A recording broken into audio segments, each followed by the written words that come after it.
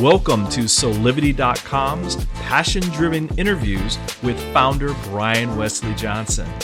Each of these carefully curated interviews is all about supporting you and getting inspired to live your best life today. So let's get started. Here's Brian.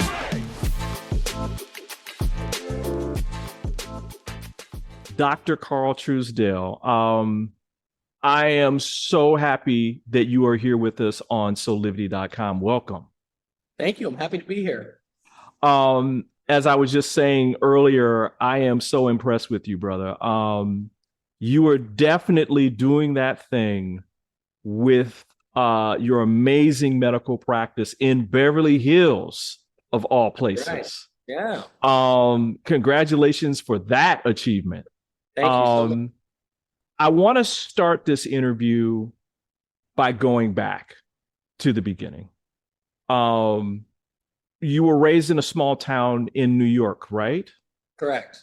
Up near Rochester, or what area was that? It's not far from Rochester. It's about an hour and a half from Rochester. Small town called Corning, New York. The closest kind of, known city would probably be Ithaca, where Cornell is, or Binghamton, just like 40 minutes away. But yeah, I grew up there. Humble beginnings. My dad, a scientist. My mom's an artist, and the youngest of three other children. And I grew up in a predominantly white area, not that much diversity. Right. But where my mom grew up was Elmira, which other people might know, which is where the Black people were. And so I was able to have some connection, to my family and all of that. Right. So, I had a really nice childhood overall. And, in terms of the formation, it really comes down to my parents and the values that they instilled in me. Yeah. Yeah. I mean, I always do my homework on everybody.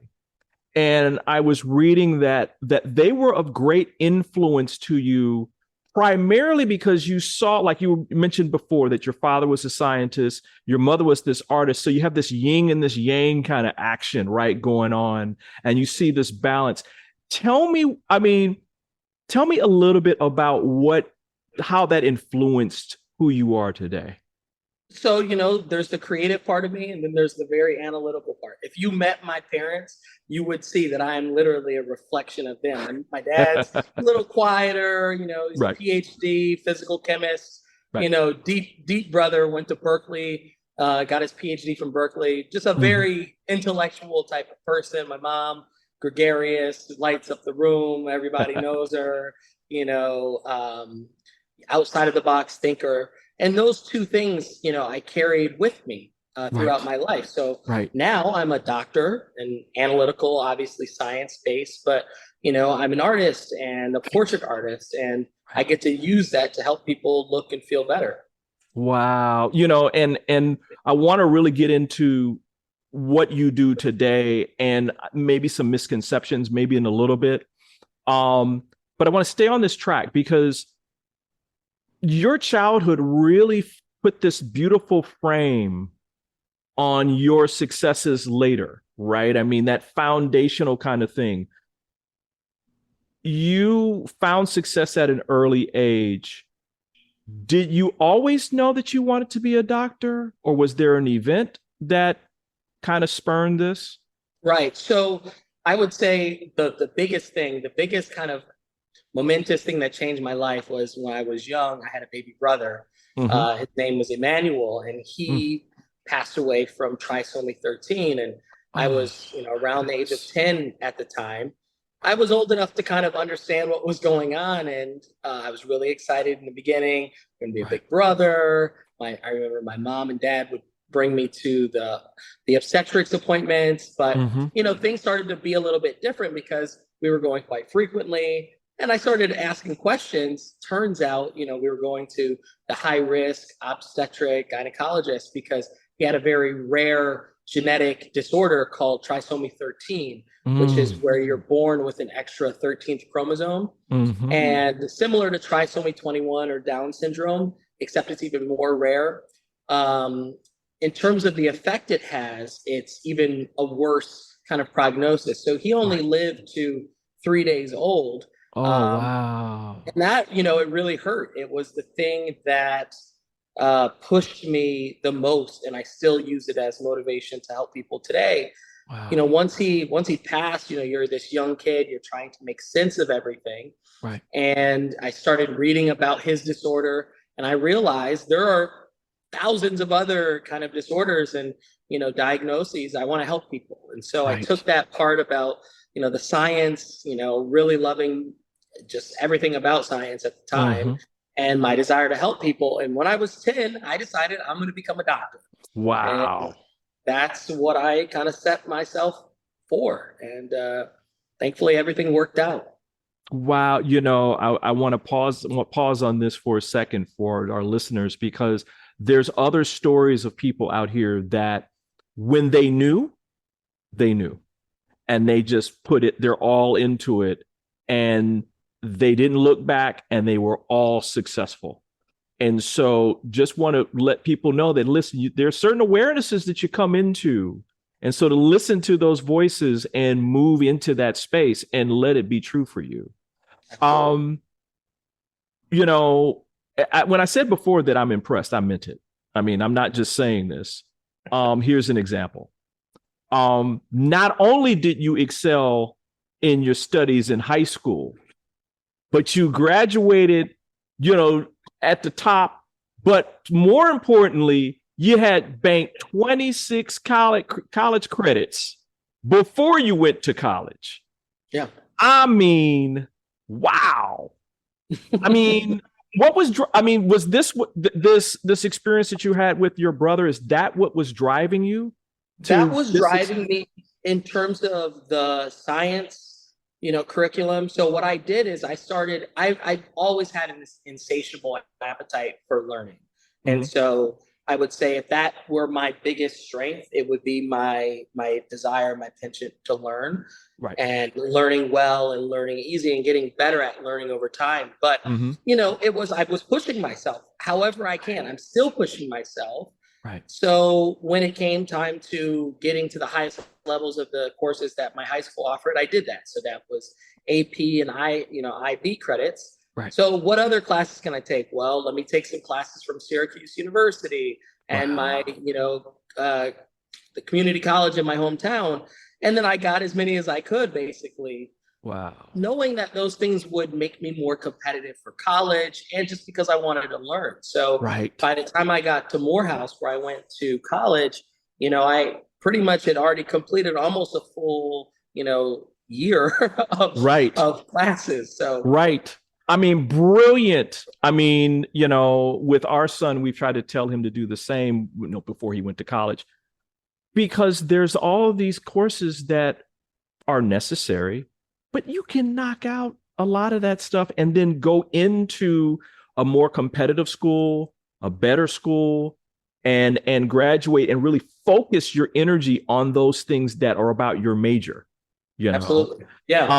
So, again, I mean, now let's talk a little bit about your experience at Morehouse for a minute, because we go into these examples of how this tract that you set yourself on and how you were driving yourself, of course, with the support of your family. I mean, of course, their family was there as well. You were at Morehouse. You had your pick of the litter. I'm glad you went to Morehouse. Fantastic, phenomenal university in Atlanta. And you were also interning at Corning, correct? Correct. But the interesting thing is, while you were at Corning, you were able to develop something that got patented. What was that thing that got patented? Yeah. So, when I got to Morehouse, which my dad, my uncle, two of my cousins went to Morehouse, so there was some legacy there. Right. My dad was basically like, "You're going to Morehouse." And it ended up being one of the, best decisions I ever made, because, I got the full ride scholarship, which was great, but eventually I ended up meeting my wife, not at the time at Morehouse, but she went to Spelman, and I happened to recognize her. But it really set me up for academic success. every single kind of point that I've had in my life, I've tried to take it to the next level, because Right. the higher you go, it sets you up for success at the next level and Yes. opportunities. So Yes. one of those things Yes. that I knew I needed to do was get research. And so I was in a research lab at Morehouse, but I went back home over the summers to intern at Corning Incorporated, where my dad was a scientist, and I worked in their biological science team, and I was able to help develop a synthetic substrate. What that means is it's man-made kind of platform, or this thing that can help grow stem cells, which at the time hadn't been done. Absolutely. And it was great, because I was able to kind of use that creativity and work out experiments to help do this. So it was pretty helpful for me to get to medical school. And, wow. All those things, they add up.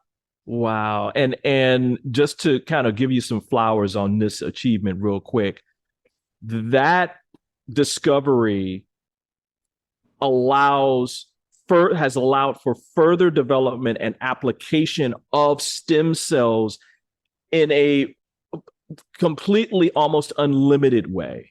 I mean, there's so many things that we can do now, and we're still discovering about stem cells, that can help people way into the future. So again, I mean, it's totally, totally impressive. Thank you. Now later you decided to go to an Ivy League school once you got the Morehouse experience, and your dad said, okay, you're good. Mm-hmm. You went to University of Pennsylvania for medical school. Correct. And as you were saying before, see, you were alluding to this, you saw your future wife at Spelman, but you really deepened the relationship with her while you were at University of Pennsylvania, because was she also studying there as well? Yeah, so we both went there for grad school, but I actually didn't meet her when I was in college. Oh, you didn't? No, we finished the same year, but I didn't actually know her. I just happened to be walking through campus one day. She was studying in kind of the business school area, and I never really walked through campus like that. Right. I saw her, I recognized her, and I just went up to her and I said, "Hey, did you go to Spelman?" Mm-hmm. And she was like, "Yeah." So, I invited her to a medical school party. We were just about to finish this big test, and then we've been together ever since. Wow. Okay. Yeah. So the invite to the party, was that your first official date, or did you do something else? No, that was the first official date. Okay. Yeah. Okay. Were you smooth? Were you smooth? I mean, I like to think that I was. I mean, usually hey, I think I know you, that doesn't really work for most guys, but it helps if you actually went to the brother or sister school and you actually do. Come to find out, looking at old photos, when I was a freshman in college, some of the photos that I took, she's in the background, which is are you serious? It's like mind blowing. It's crazy. Yeah. What? So you guys were following each other, or I'm pretty sure the story, she was probably saying you were following her, right? This is beautiful, man. Yeah. Now after medical school, you decided to go to University of Michigan, go Wolverines. I'm from Detroit, so we're gonna have to a little shout out for your residency. I hear residency is the real deal. Like, it is not for the faint of heart.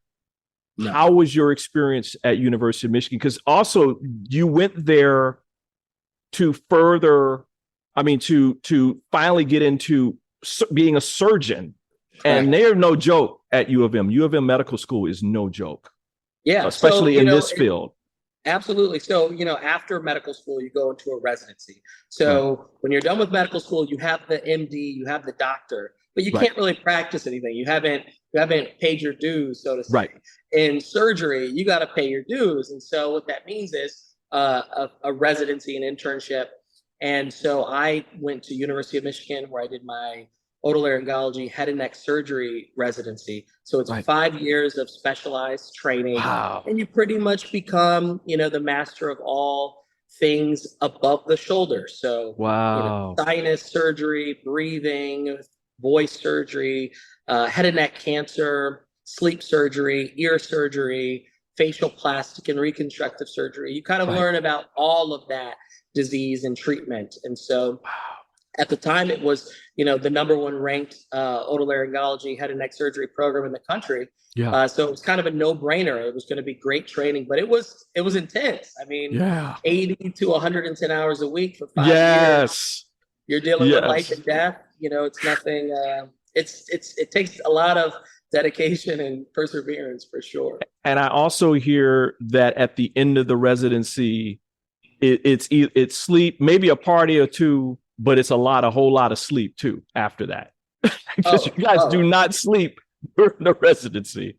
No, not much. I mean, you get really good at finding a way to cope, because even when you're sleeping, when you're on call at any moment, you can be called and have to run across the hospital and save someone's life because what I did as a head and neck surgeon were the airway specialists. So if the anesthesiologist can't put in a breathing tube, you might have to open up someone's neck and do put a breathing tube in through their neck. Those kind of things were experiences that I've had. And so, wow.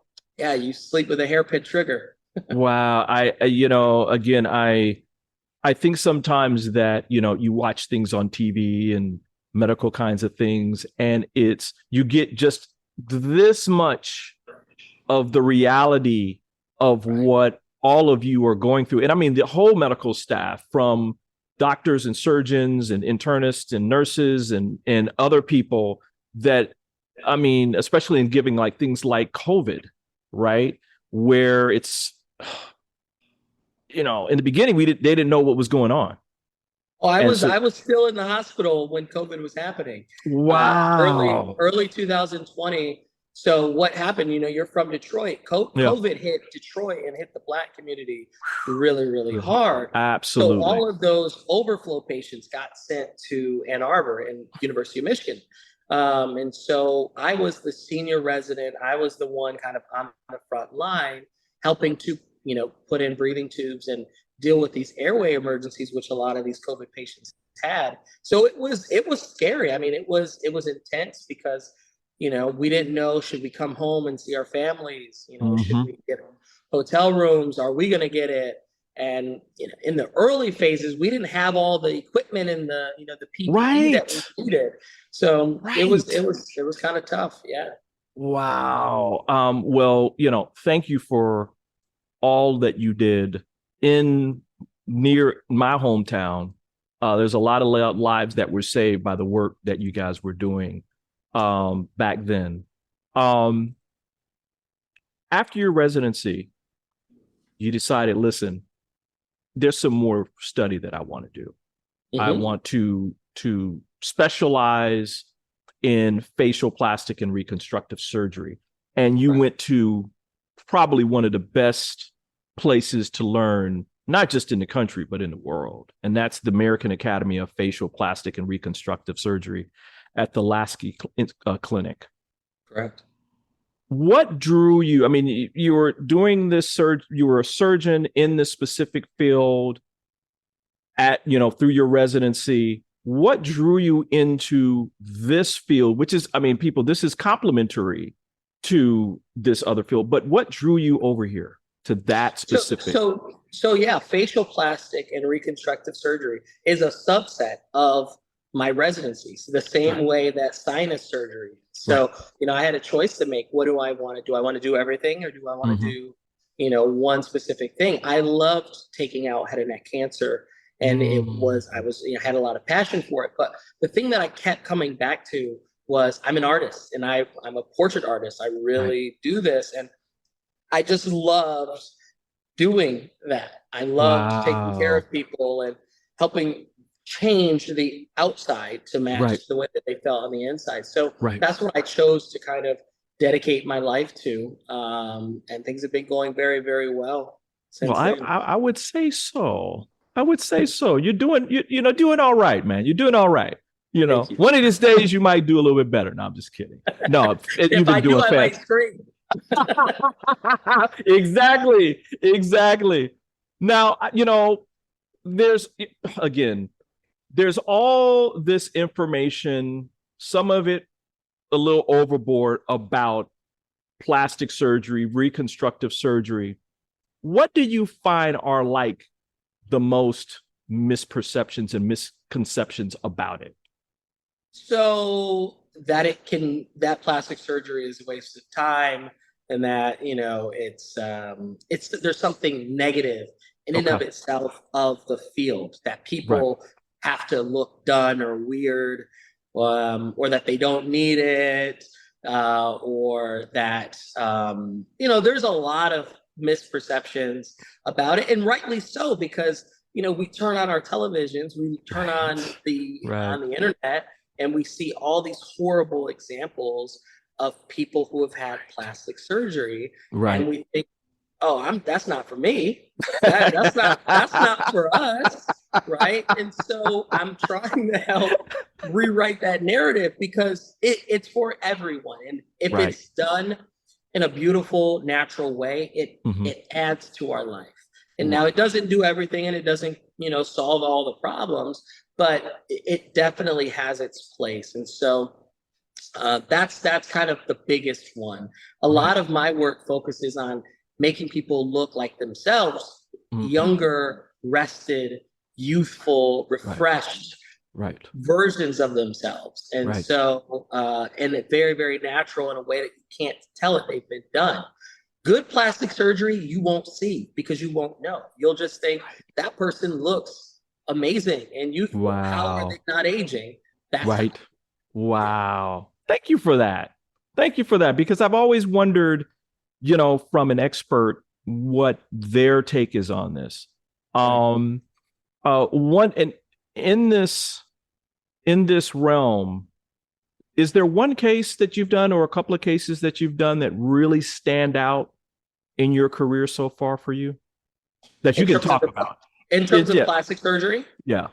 oh my gosh, there's so many. Here's the thing: every single case, every single patient comes with a story and comes with the life that you get to kind Wow. of walk them through this journey. So I mean, Mm. and there's so many I can't even like.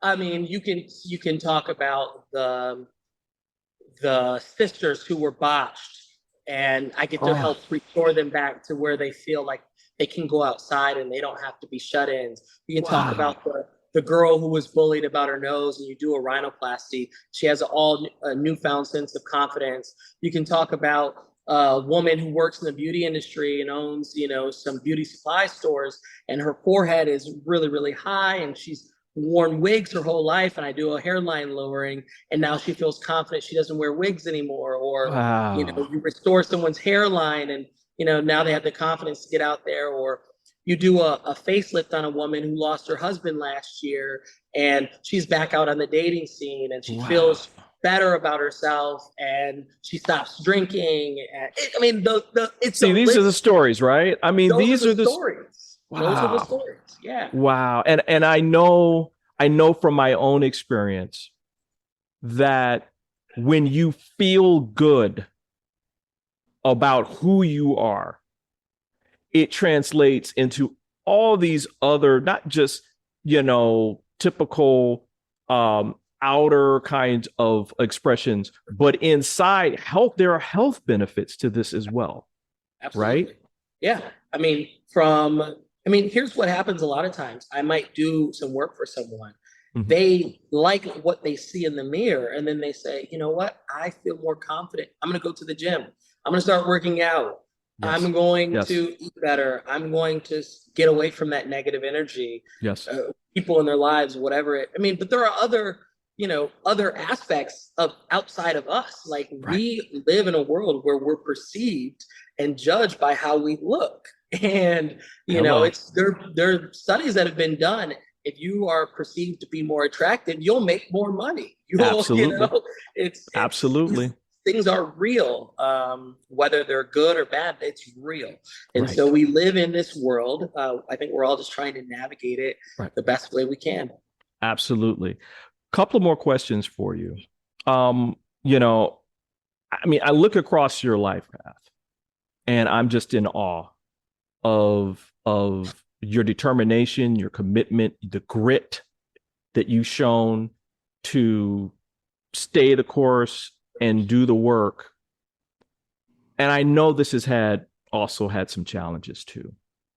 So I want to make sure that people, as they listen to your story, understand that there were other that there's a whole holistic story of how you got to where you are, and not just, oh, I just had the success and it just happened, right?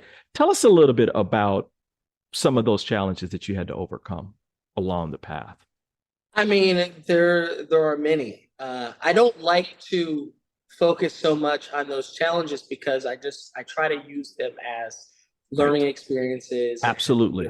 Absolutely. But, real talk, I'm a Black man in America. And so, from judgment to racism, classism, all of those things affect me and affect all of us. Yes. All of those things are challenges, in the way that we, choose to deal with them, kind of determines who we are. Yes.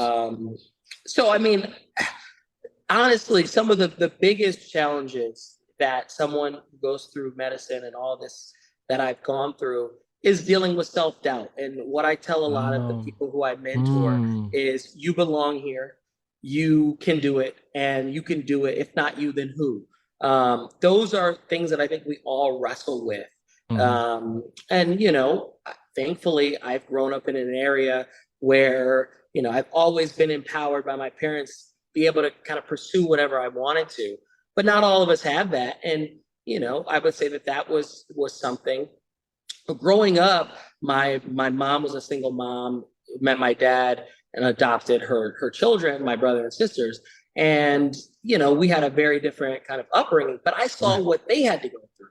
So I made distinctive decisions to not do some of the things that my brother and sisters did. And, I don't think that they would be too mad about me saying that, because ultimately it ended up helping me, in terms of staying in school, staying, not having children before, I was ready, those kind of things. Right. You have to kind of deal with them. My biggest thing now is I'm breaking into a field that's ultra competitive, in the most competitive place in the world. And I'm standing up and I'm saying, I am a 34-year-old guy who happens to be a Black guy, and I'm out here making people look 30 years younger. And absolutely, there hasn't been someone who looks like me doing what I'm doing. And so that there's a challenge in that, but challenge accepted. And it's, if you have a plan and you work hard, you can get it done. And that's what I'm trying to do. Wow. Well, you're not trying, brother. You are definitely doing it. As again, Dr. Truesdale, I mean, you're the first African-American plastic surgeon in Beverly Hills, correct? I mean, facial plastic surgery. Facial plastic surgery in Beverly Hills. So that is the example of your hard work and what you bring to the table and what you fought for all of these years. And I'm sure your folks and your family are ultra proud of you. As I said before, I'm totally impressed by you. And I'm sure that our listeners, as they're listening to this interview and reading more about you, it will inspire them to do the same in their lives in terms of pursuing their dreams. So, I mean, thank you so much for being here on Soulivity.com and sharing your life story. I mean, again, it's truly inspirational, and, much continued success to you, my brother. Oh, this is just the beginning, my friend. Just the beginning. And as you go to your next level, please come back and share some more with us, because we want to hear about it here, man. I would love that. All right, man. Thank you again for being here, and we'll be in touch. Thank you so much. All right, now. Okay.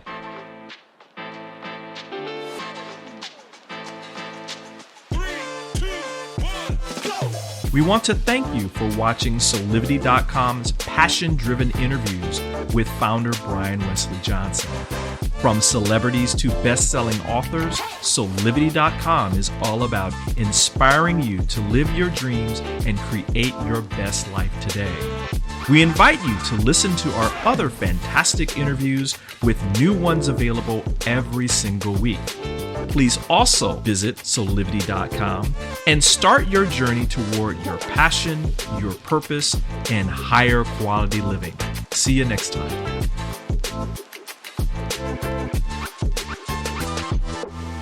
This work is subject to copyright owned by Affinity Global LLC. Any reproduction or republication of all or part of this audio is expressly prohibited unless Affinity Global LLC has explicitly granted its prior written consent. All other rights reserved.